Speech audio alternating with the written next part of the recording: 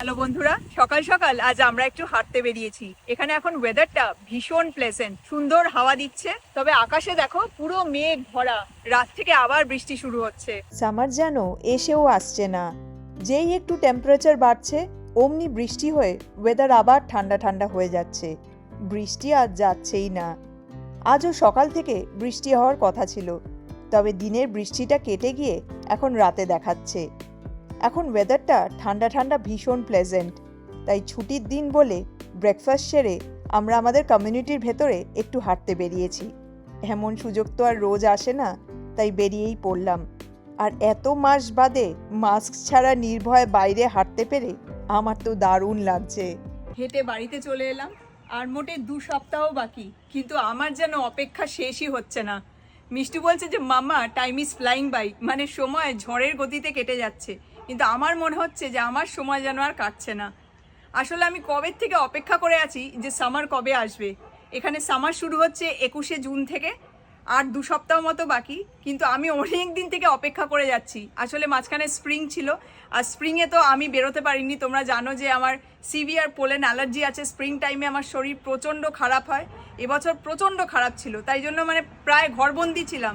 Mask task পরে বেরোতে হয়েছে, তাই জন্য ওয়েদারটা এনজয়ও করতে পারিনি। কিন্তু এখন আস্তে আস্তে ওয়েদারটা ভালো হচ্ছে, যদিও বৃষ্টি হচ্ছে প্রচণ্ড। যতবারই গরম পড়ছে, বৃষ্টি হয়ে আবার ওয়েদারটা ঠান্ডা ঠান্ডা হয়ে যাচ্ছে। আজকে একটু ওয়েদারটা ভালো দেখে অনেক দিন বাদে, রাদার অনেক মাস বাদে আমি আজকে হাঁটতে বেরিয়েছিলাম। ভীষণ ভালো লাগলো। তো তাই ভাবছি কবে সামার আসবে, কবে এই বৃষ্টি থামবে। কিন্তু বৃষ্টি আর থামার নাম নিচ্ছে না। রাতে বৃষ্টি থাকলেও হট করে রোদ্দুর উঠে এখন পুরো একটা সামার লাইক ওয়েদার তৈরি হয়ে গেছে।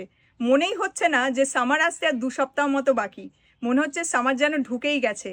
আর আজকে বেশ কিছুক্ষণ সকালবেলা হেঁটে এসে এত ভালো লাগছে, তাই ভাবলাম এই হপি স্প্রিং লেখা সাইনটা ফাইনালি এখন আমি খুলে দিতেই পারি। আর তার জায়গায় এই হ্যালো সামার লেখা সাইনটা এখন আমি এখানে ঝুলিয়ে দিই।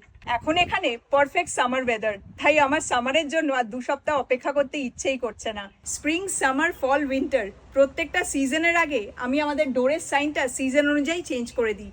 আর আজকে হ্যালো সামার এই সাইনটা ডোরে লাগাতে পেরে আমার প্রচণ্ড এক্সাইটেড লাগছে। ফাইনালি বলতে পারি যে সামার ইজ হেয়ার।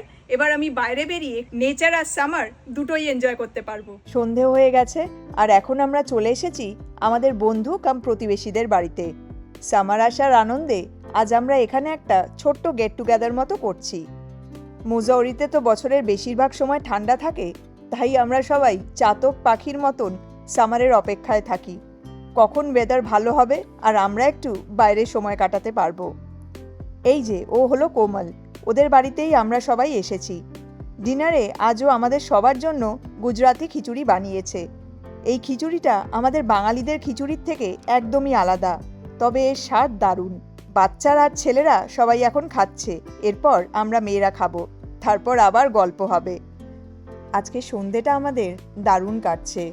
তো যাই হোক, আমরা তাহলে এখন খাওয়া দাওয়ার গল্পগুজব করি। তোমরা সবাই খুব ভালো থেকো, সাবধানে থেকো। তোমাদের সাথে পরের মোমেন্টসে আবার কথা হবে। Take care, bye by.